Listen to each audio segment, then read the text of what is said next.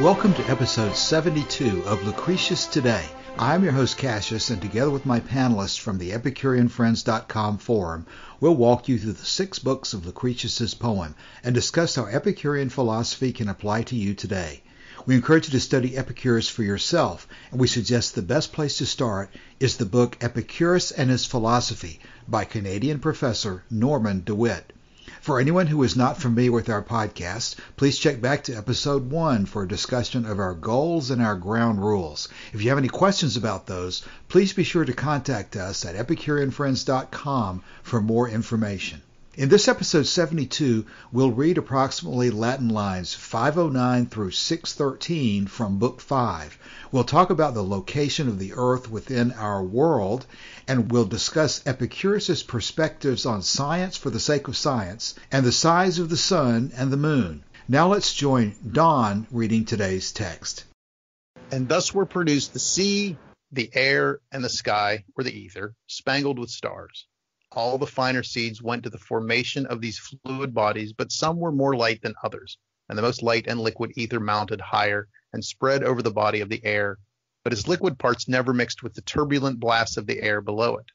The airy region is tormented by violent whirlwinds and disturbed by uncertain storms, while the ether calmly glides and bears along its fires in a fixed course. And that the ether may flow thus gently and in a regular motion, we have an instance in the Euxine Sea that runs with one certain tide and preserves one constant stream in the current of its waters. Now, let us show from what cause proceeds the motion of the stars. And first, if the whole orb of the heavens be moved, then we must allow that the air bounds and encloses the outward surface of the heavens and both the poles. The upper part of this air presses above and drives the skies down to the west, the course in which the stars, the great lights of the world, are to move. And the under part flows below and lifts up this orb from beneath and makes it rise, as we see the wheels of a mill or buckets are turned about by a running stream. Or perhaps the whole body of the heavens may remain fixed, and yet the stars may execute their motions, either because some rapid particles of the sky are shut up and struggling to find a way into the empty space are whirled about and drag the stars along with them, or some external air rushing in from some other place may turn them about.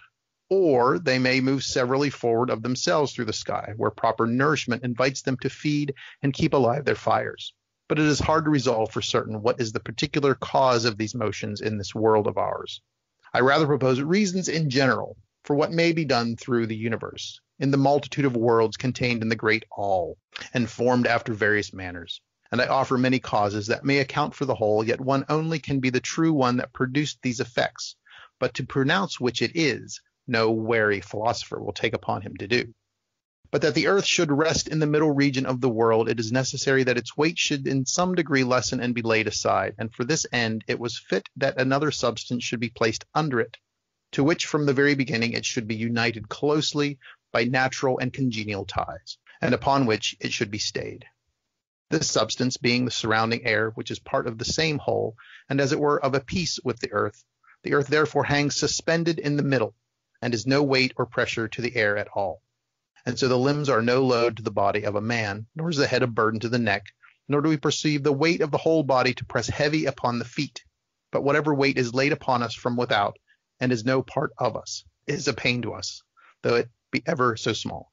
Of so great concern it is to what every being is severally united. For the earth was not brought from any other place, and then thrust into the strange embrace of a different air, but was formed together with it, and became a regular part of the world, as our limbs were produced with the body, and are essential parts of it.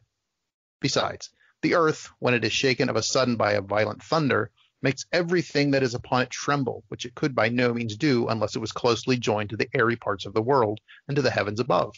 For they all stick closely together by common bonds, and kindly unite from the beginning. Don't you observe how the most subtle power of the soul supports the body with all its weight, because it is so strictly connected and so closely joined to it? And what is it but the force of the soul which actuates the limbs that raise the body and make it leap nimbly from the ground?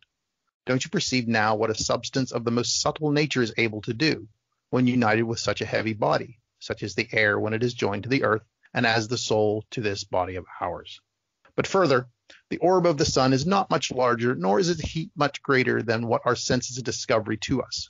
For at Whatever distance the fire can send out its rays of light and warm us with its heat, that distance takes away nothing from the bigness of the flame, nor does the fire appear less contracted to the eye. And therefore, since the heat of the sun and its diffused light do reach our senses and shine upon the earth, you are to conclude that his form and magnitude are no greater nor less than they appear to be. And the moon, whether she views the world with borrowed light or whether she shoots out her beams from her own body, however it be, she is of no greater size than to our senses she appears.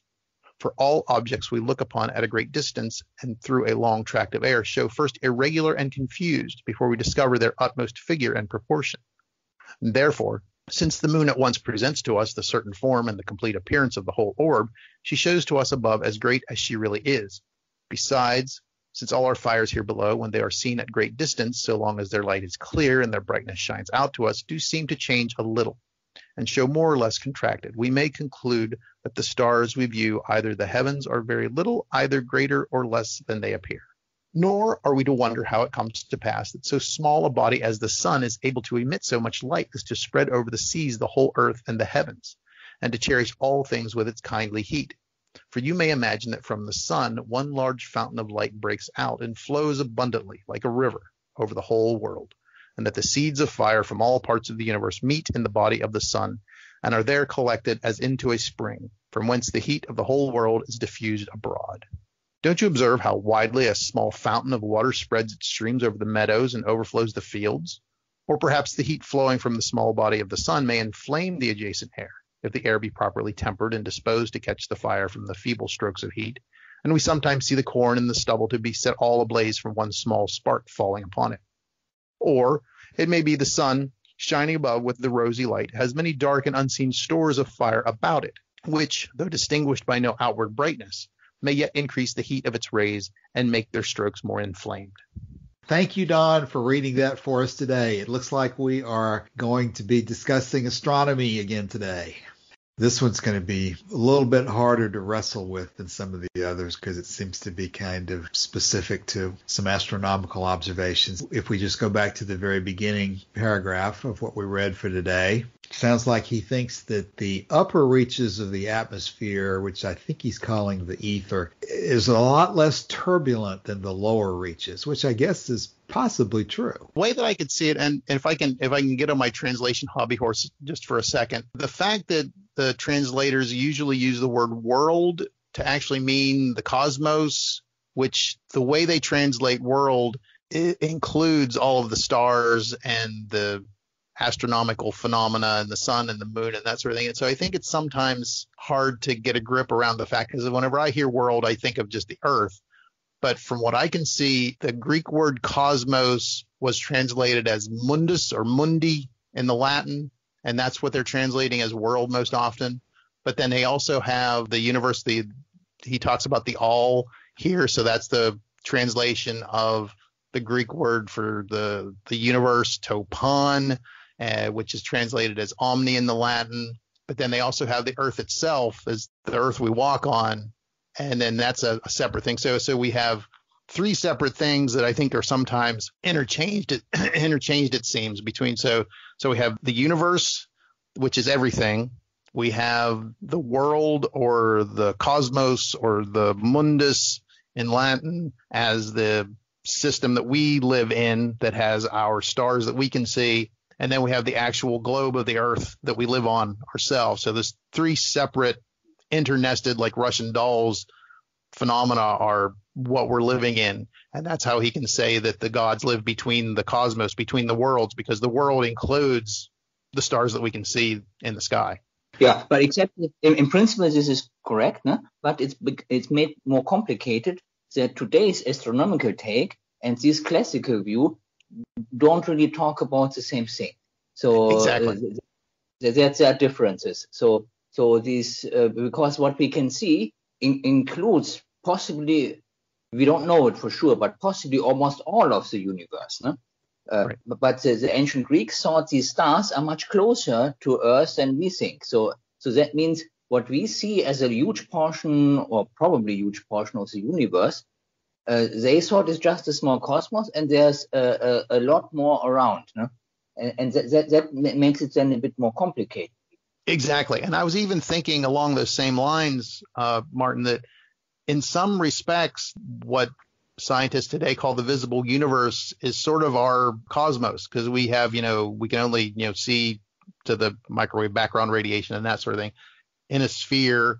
So we're sort of nested within the visible universe. And there are some who say that, eventually the stars are going to go beyond our horizon and that sort of thing. So we have sort of a similar, but I don't in any way want to imply that they had that idea back then, that there was the Earth itself inside of a sphere that had the stars on the outside of it, and that was their cosmos, that was their world system. And I, just because we can make them sound similar, I don't want to imply that they are similar between the ancient and the modern interpretations of the universe. Mm-hmm, mm-hmm. And Don, what word are you seeing him use most frequently to discuss everything or the all? The Latin uses omni, the Greek uses topon, the all, and pan or pon from the pantheistic, and that's where we get that word from Greek. So it's the whenever they talk about everything, it's either the omni or topon, and it literally means the all or the everything. And then within that, you can have a cosmos that is an ordered system. And as a matter of trivia, cosmos is also where the word cosmetic comes from. Oh, okay. How does cosmetic relate to cosmos? Because it's you put your face in order. You put you bring order to your face, and you make it perfect it and that sort of thing. That's interesting. Before you said that, I was about to bring up what might also be a tangent. I always used to think that the title that's given to the poem was supposed to be an allusion as well to some subset or some collection of everything. When they talk about de rerum natura, how do you think, Don, since you're really into the etymology of the words here, what do you think, what does de rerum natura mean to you? My understanding is it literally means on the nature of things. It's basically, and what he's going to do, he's going to talk about everything in the universe in the context of Epicurean physics and lay it out. And here's how everything came about. That's my take on the title. It's just on the nature of things, and things includes everything that he wants to include. Yeah, things is, I guess, the key word there. The rerum, which a lot of us use every day when we write letters. I guess that's the plural of res, if I remember correctly. And so I've always wondered what we were supposed to take from that. And of course, now that I think about it, does he use de rerum natura within the poem, or is that a name that somebody just slapped on it in later time periods? I'm not sure of that either. He includes it somewhere. I would hate to say for sure, but just since you brought up, quickly looking up in the dictionary here, and you are right, as race is the basic term, and the definitions that they give are variously thing, object, or stuff, matter, issue, subject, topic, affair, event, story, history, circumstances, all those sorts of that. So it's just he's basically going to talk about all the stuff, on the nature of stuff. Well, I guess one implication was to ask the question whether he intended to refer to atoms or the elemental particles as the things, or whether he's talking about the things that we see, or just what he intended us to take from that title. I think it's all of the above, actually, because he literally covers everything from the atoms themselves to human civilization. All right, well, maybe we should bring it back from that tangent back to where we are, because there are a couple of pretty important issues in today's text. As we were reading through it, I was trying hard to figure out what we really needed to focus on. And I think one of the things we do need to talk about at some length is the issue of the size of the sun and the moon, which is addressed in the latter part of what we're dealing with today. But let's continue to go through systematically. What's the first of the major issues we should pick out of the early sections of what we've read today? I will say one other thing, and I'll get off the Latin kick. But I thought it was unfortunate that Browne translates the one line is, "Now let us show what cause proceeds the motion of the stars." And I was looking in some of my other translation, and the word that Lucretius actually uses there is sing or recite.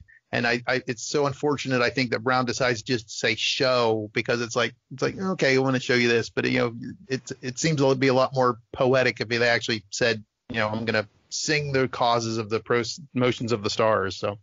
And you're right, Monroe and Bailey both use sing here. And that is the literal Latin that Lucretius uses. And what's the word again? Sing? What's the word for sing? Canamus, I believe. Okay. We sing. I'm sorry. No, that's a very interesting point. Yeah. Because this topic that he's dealing with, sort of a grand one to be using interesting terminology on. And I did find it interesting the way that he talks about the whole orb of the heavens and the air pushing on it. It really does, again, to me at least, imply that he is talking about a sphere and not a flat earth with a dome over top of it. Because if the whole sphere is turning, then it sets in the west and rises in the east.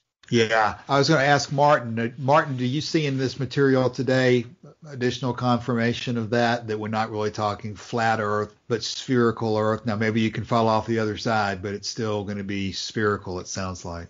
Yeah, what he writes makes only sense if you really think it through like this. So even though I still remember I've seen drawings of a flat Earth, which a hemisphere on top of it.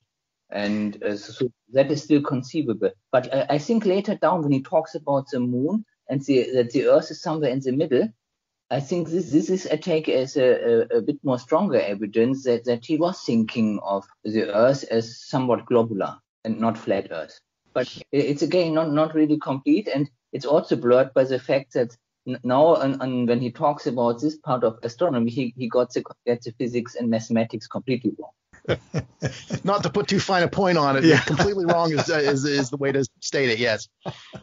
If we were being thorough here, we would probably try to compare both the letter to Herodotus and the letter to Pythocles, because that one really talks about these same subjects in greater detail, too, from Epicurus's own pen, as it were, but I don't have those in front of me to compare them, so we won't do that today unless anybody remembers particular passages to compare to. The only one I got, and I believe it was from Herodotus, in the letter to Pythocles, he actually says that a cosmos is a circumscribed portion of the universe. Oh, so he says that explicitly in Pythocles. Yes. Okay, good. Cosmos esti perioke its orano, in my bad Greek. Well, that's a reference that probably would regularly point to try to explain that when we have to explain the issue of world versus universe and so forth. I know that what I pick out in these opening sections is you do see a lot of ors here, indicating that he's recognizing that there's several possible explanations for what he's talking about, and in fact he makes that point specifically, that the wise philosopher is not going to no wary philosopher will take upon him to pick which of the ones it is. I don't wonder how Monroe says that. But to dictate which of them it is by no means the duty of the man who advances step by step. That's another example of Monroe, and I bet Bailey does the same thing, using more literal Latin there. Yeah, but to affirm which of them it is in no wise the task of one treading forward step by step, is the Bailey version. And that brings me back, I know we've talked about it on the forum before, but it brings me back to the fact of, I'm still wondering whether that means that as long as you have multiple plausible explanations for a phenomenon, if that's enough, or whether you have to continue to investigate and find out the proper one. Because from what it sounds like here, almost he's like saying, as long as you have plausible explanations, you don't really need to know the exact one. I think that's exactly what he's saying. I think it's pretty clear, and many different commentators I've read seem to make the same point. Now, let's see if Martin and Charles have a different take, but I do think that's exactly what he's saying in several places, that it's not necessary for us to take a position that only one of them is true when it's not possible to do that. When it's not possible, we should not worry about it. We should simply rest our minds with the fact that there are several explanations that can explain it in a way that doesn't require it to be caused by the gods, which if it did, that would be a source of worry. But as long as we have several which are plausible and make sense, that we can stop at that point. Martin and Charles, Is that your understanding of that part of Epicurus? Yeah. If it's not possible to decide which one is the right one, so that we don't have that we cannot find the evidence, and and we don't see a path of finding that evidence, then this is the right attitude. So to take none of them as proven and to be cautious about this. But it doesn't mean we should stop forever. If we see some new information coming up or a new method of inquiry, then we can revisit it. But if that is not at hand, then we just don't go further at that point. Charles? I agree. And you can see that in the letter to Pythocles as well.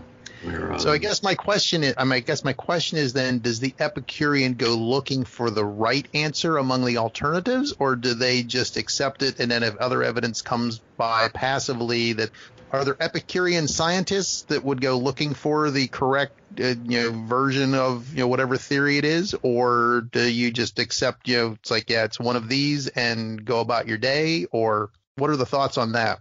Yeah, so a scientist would definitely go for an Epicurean scientist would definitely go for finding the truth if he can. If he thinks he has a methodology at the means at hand to figure it out, he will do that. It's part of his getting pleasure from what he does. But most Epicureans are not scientists, so for them it doesn't matter. So they don't have the means to investigate by themselves, and if nothing does it, then they're just content that there are multiple explanations around each of which on its own is plausible. So that say the non-scientist Epicurean doesn't have to bother further about it. That's a good distinction, I think, between if the Epicurean is a scientist and takes pleasure in research, then he should go ahead and do that. Yeah, that's a good point. Charles? Martin pretty much said what I had in mind. Okay, I have some more to add to that. This is a very interesting question to me, and I've seen it, I think, come up in a lot of different contexts, because you will definitely have some people who will argue that these passages mean that the Epicurean is really not even going to be a scientist at all. That the Epicurean, basically, all he needs to know is a couple of different alternatives, and he's just going to content himself with that, and he's not going to be constantly exploring the frontiers of science to try to learn something that he doesn't, from this perspective, need to know.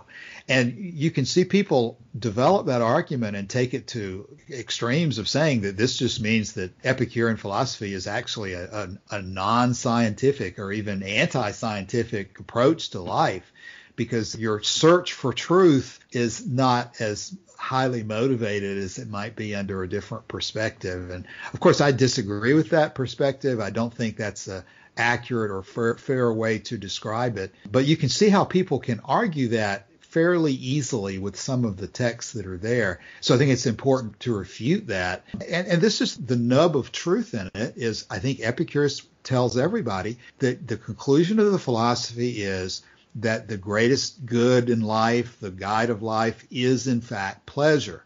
And so the greatest good in life is not wisdom for the sake of wisdom. You're not out to discover scientific facts just for the sake of discovering scientific facts.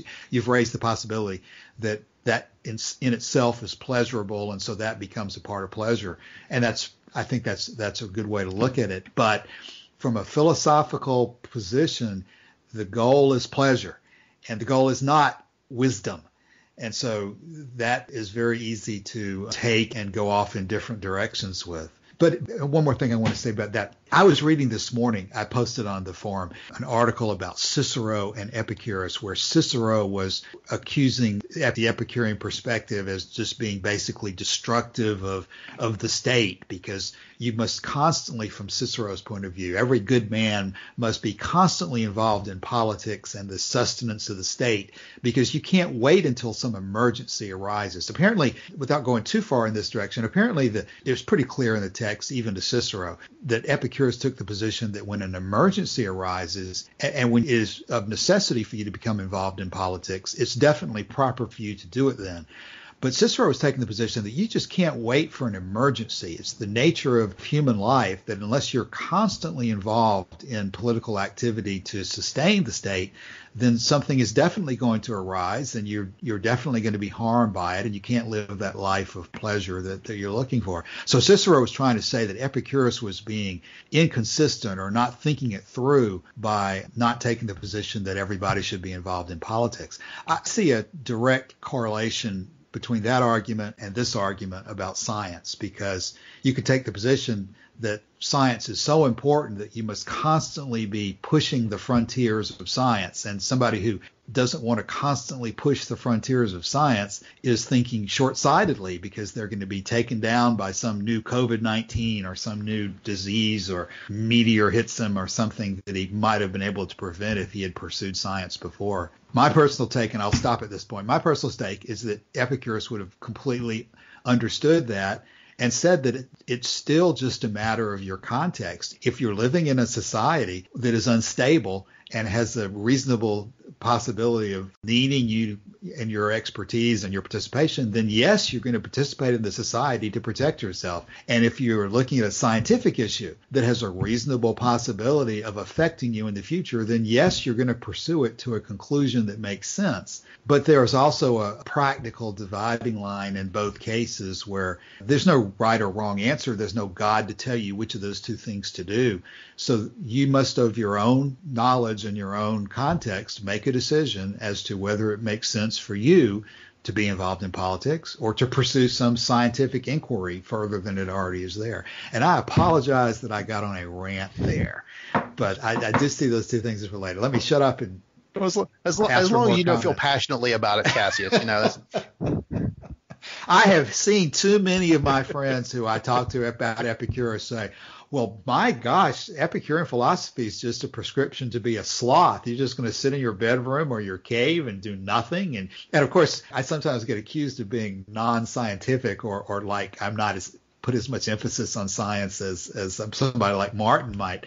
I mean, I consider that to be an insult, because science and computers and studying nature and so forth is clearly one of the smartest things that anybody can do. And so I never would want to be associated with the idea that you should not pursue those things. But I have to admit that Epicurus is right. If in the force of all of your thinking and concluding about philosophy and the nature of human life, you do need to end up thinking about what is the highest goal of that for which everything else is just a tool, and this is the goal itself. And that ultimate goal is not wisdom for its sake of itself. That's that whole virtue argument. Virtue is its own reward. Well, wisdom is not its own reward. Wisdom's reward is pleasure. I am sorry. I'll stop there again.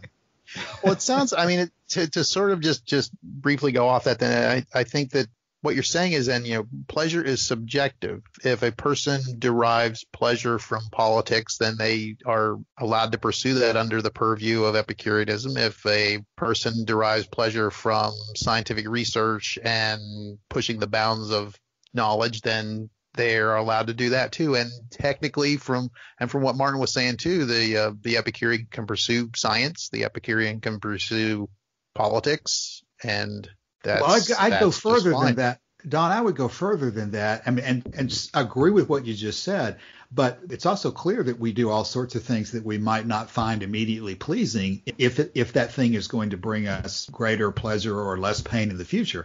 And so I don't exactly think, right. Right. So I don't consider science or inquiry to be a pain, but sometimes it can be. Sometimes it's work to do some of the things. And right. Often it is. I'm sure Martin can tell us that pursuit of science is work at times. It's not all fun and games. Exactly. But whether it's because you get pleasure out of it or whether it's because you're just an intelligent person who knows that unless you spend some time making sure that your government is stable, and unless you spend some time making sure you understand whether your car is drivable or its brakes are going to fail, unless you spend time on issues of science and on issues of society and politics, you're not going to be able to live the full, pleasurable life that you otherwise would do. So I don't see any contradiction or any reason to be defensive about our position on that. Not accusing anybody here of being defensive on it, obviously, but it's a constant point of contention among people who are not sympathetic to Epicurus, that these are issues. Because didn't Epicurus tell, what's his name, the geometry guy, didn't Epicurus tell his own follower to put aside his study of geometry? And that's even discussed in A Few Days in Athens by Francis Wright. And I don't think that that's a legitimate criticism. He taught his geometer that the goal of life is pleasure. And so when you have that proper perspective, you can then more readily put things in a proper context and give them the attention that they're due at a particular moment. There you go. I am wound up on. I didn't have much to say when we started today, but now I've gotten wound up somehow. How much coffee have you had this morning? I got 1 cup of coffee and 1 glass of tea next to me, so I probably got too much. Martin, and I've been talking over you because this is really your territory more than mine, Martin. What do you think? Have I said anything? Yes. No. I think there's no need to comment. Actually, maybe because you raised it, and I think I mentioned it before. Actually, when I was a young scientist, I found it very frustrating that I can do only these micro steps, and so I found it much more pleasurable to apply scientific knowledge to engineering than actually push the frontiers of human knowledge as an academic researcher. So I left academia many years ago, driven by the pleasure. But of course, if I had not done a PhD in a very applied field and had seen this possibility, I probably would have put a lot more effort in an academic career, and I would now be figured out how to gain pleasure from doing these micro steps of doing the actual research, on working at the forefront of science.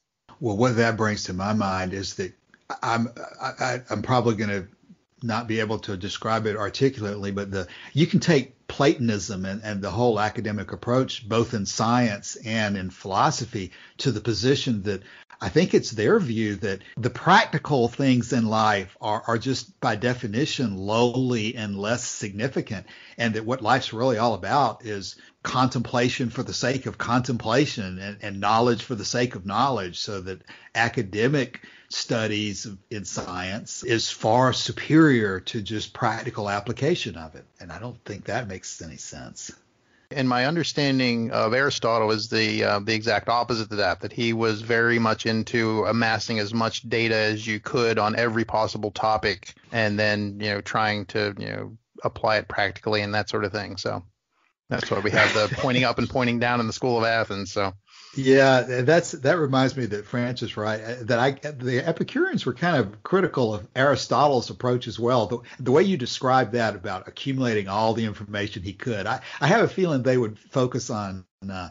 In fact, Francis Wright calls Aristotle pedantic, if I remember correctly, in A Few Days in Athens. And I don't know whether that kind of criticism of Aristotle is correct or not, because I just don't know enough Aristotle. But you do see certain people who are just so concerned about the trees that they never see the forest, and then you see those who see the forest but never see the trees. So you got to avoid both problems. There you go. I'm sorry. Go ahead. No, you're fine. You're fine. One thing I did want to mention that I literally, as I was reading through this, the whole thing about the sun and the moon being the size that they are as we see them never really made much sense to me, and I sort of disregarded it. But literally reading through the words here today, it finally struck me as to what he's saying, and it never really and his argument at least sort of makes sense in the context that he makes it. From what I can understand, and correct me if I'm wrong or have somebody else has a different take on it, but my take on it is that what he's saying is that if you see things that are very far away, they're going to be obstructed by the air. They're going to be hazy. It's the whole round tower versus the square tower sort of analogy. And the fact that we can actually see the sun being very bright and we can see the features of the moon mean that it's not traveling through so much air to get distorted to us. And so the reason that it's close enough that its image is not going to be obstructed by a lot of air and making it appear blurry or whatever. And so the reason that it's the size that it is because we can see it clearly, and that's the reason that he's using that argument is why it's the size that we see it, because it's close enough that its figure is not being obscured by the air between us and it. Yes, I think that's exactly the direction he's coming from. I would go further there too, Don, and say, though, that I think that there's more. It's not clear to me what this really means when he says that it's the size that it appears to be. Well, because, for example, your tower, or, anybody, and I think there's been examples previously in the book, if you see a tower or a castle at a distance, it's obviously appears to you a lot smaller because it's at the distance. Right. So it's not clear to me how far away he thought the sun really was, because certainly it's far enough away that it's reduced in size to some extent, at least right. The extent to which a mountain or some other big feature would be reduced. So I would not defend it to the point of saying that you can totally reconcile what he's saying with what we think about the sun today and its size. But I would say that I don't think he's saying that it's necessarily the size of a basketball, right? Which is what I've also seen people allege, because a basketball, it doesn't take, you move that basketball very far away from you and it gets smaller too. And he knows that. He knows that. Exactly. So, and you can't reach out and touch the sun. So there's some degree of diminishment based on its distance. It's just apparently a lot less of a degree than we would know now today. And which apparently some of the other philosophers knew by applying the geometry to it. Right. And it's interesting, too, that, even from an observation standpoint, the moon can look much bigger whenever it's just rising over the horizon than it does whenever it's finally up in the air, too, just as a matter of optical illusion, too. Right. So is it the size it is when it's on the horizon, or is it the size it is when it's up in the sky, or it's, that sort of thing? So if his real answer was that the size of a thing is what it appears to be, that really doesn't tell you what the answer is, because you have to think about, well, what does it appear to be? Exactly. So and I did think it was interesting, at least about the moon, that he acknowledges, he says, it could be it shedding its own light, or it could be, reflected from somewhere else too. So I thought that was an interesting hedging his bets there as well. Yeah. But one more comment on this. I think I remember it from one of the letters, so that he gave a more specific reasoning for light sources or fire. So that they're somewhat exempt from what we see on just normal objects like a tower. There it's trivial. Now, if it's far away, it appears smaller. But he specifically mentioned something, that even when far away, a fire does not look proportionally smaller. And I think this is actually the main reason why he thinks that the sun is probably bigger in his thinking, much bigger than a basketball. Oh, good point. Yeah. And what do you think about that argument, Martin? Does light not appear to recede as fast as other things do? He seems to be really specific in that assertion. What do you think about that assertion? Yeah, there's actually it's a bit of a tangent, but there is something in astronomy what is like that. The thing is, when we look at the stars, they have an apparent size. But this apparent size is given as a combination of the brightness and the diffraction of the light when we observe it through a lens, so our own eyes when we look, or through the telescope. So it doesn't show the stars in the actual size as it would be from the projection at the distance. If you would calculate it through, the size we see is much bigger than they actually are if we calculate this one through. So there is one thing that for under certain conditions, objects can fall out of this proportionally between distance and the size it appears. So there is a grain of truth there in what he's saying. And I guess what you're saying is that the stars, when we see them in the sky, appear, even though they're just pinpoints of light, that is still larger than we might expect it to be. Is that what you're saying? How would you? Yeah, exactly. Because when stars are big, they're huge, but they are very far away, and it overcompensates this. So basically, we would not be able to see a star if it was not about the diffraction.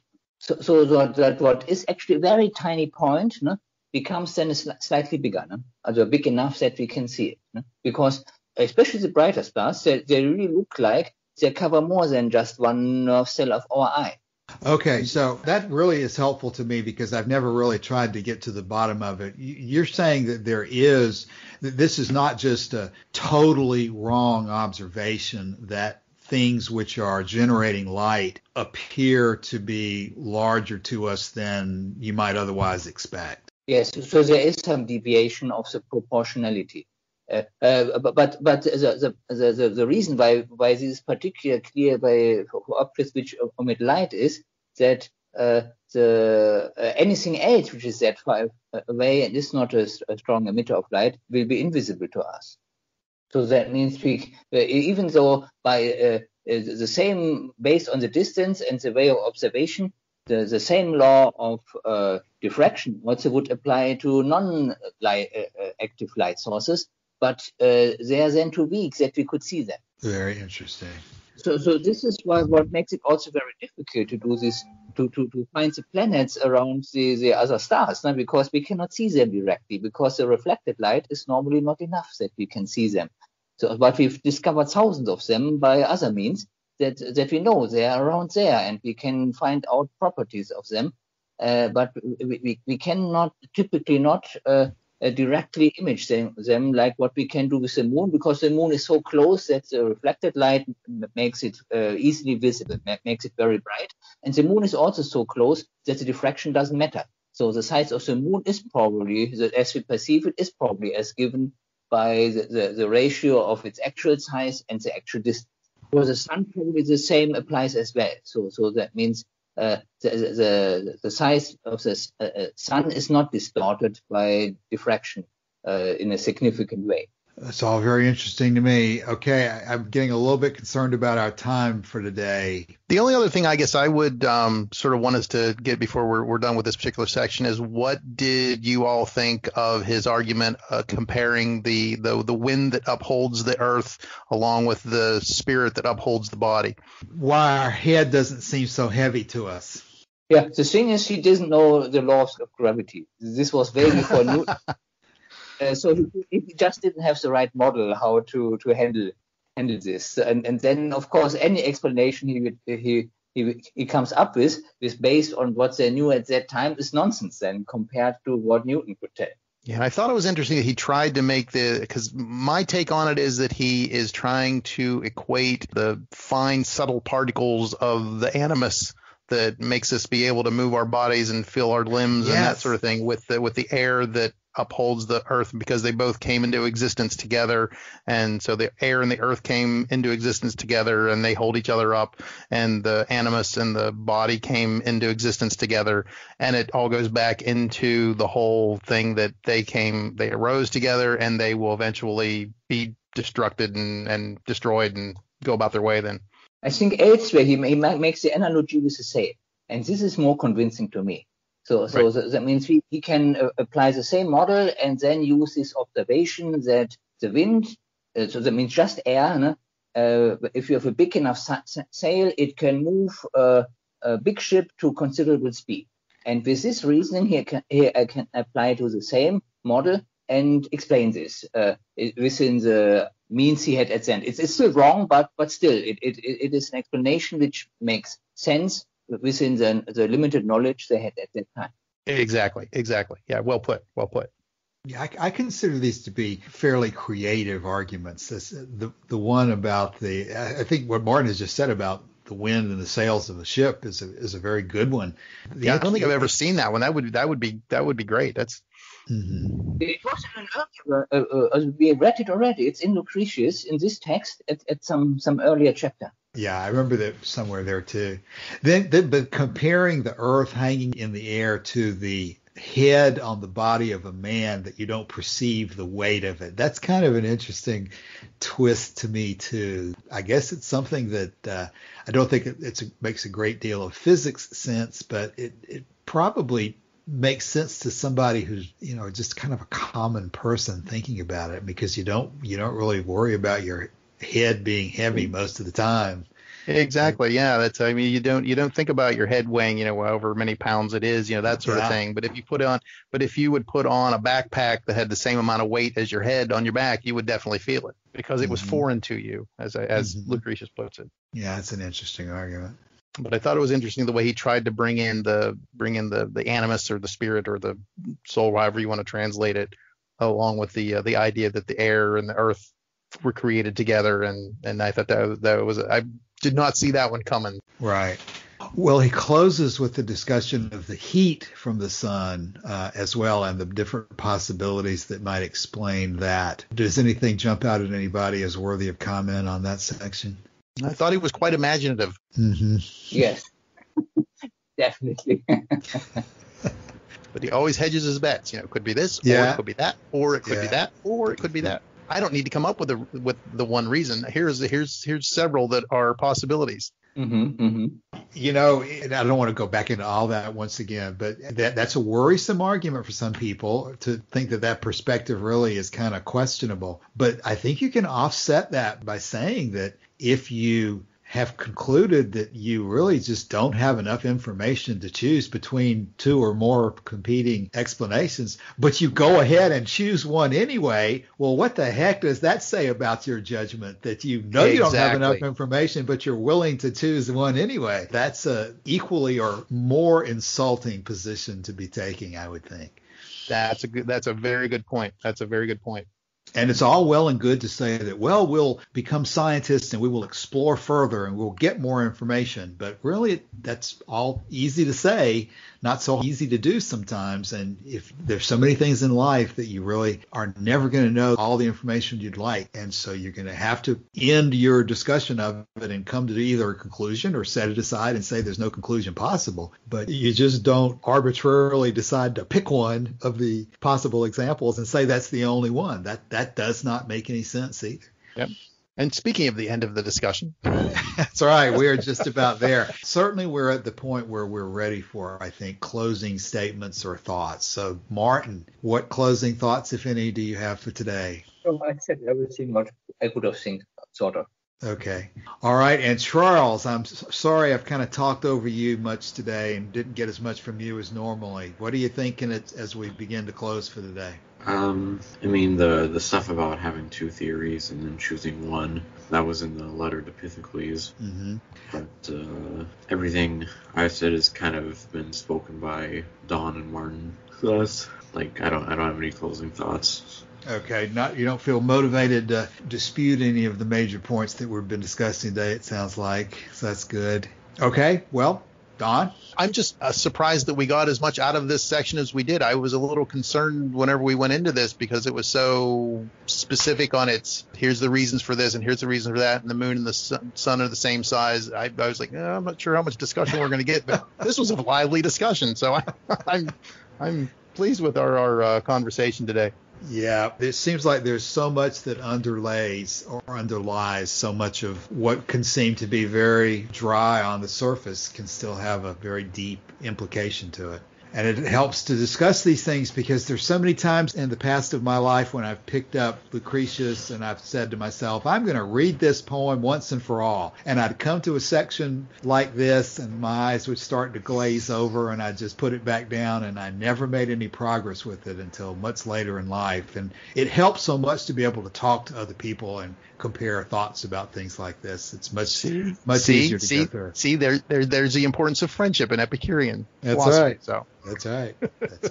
Exactly right. Somebody may say that it's a better life to be an Albert Einstein and devote yourself to abstract theoretical science, but those young men sitting on the side of the stream discussing their friendships and so forth is really pleasurable and compares well when you ultimately search out what the purpose of life is. Wisdom for the sake of wisdom doesn't cut it. Okay. Are we still together? We are. Okay. Yeah. All of a sudden I didn't hear We were in awe of your words. How about that? I bet you were. I'll bet you were. Okie doke. All right. Well, let's close for the day then, and we'll come back in a week and do it again. So thanks once again for a good discussion. All right. Have a good day. All right. And see you next week. Bye.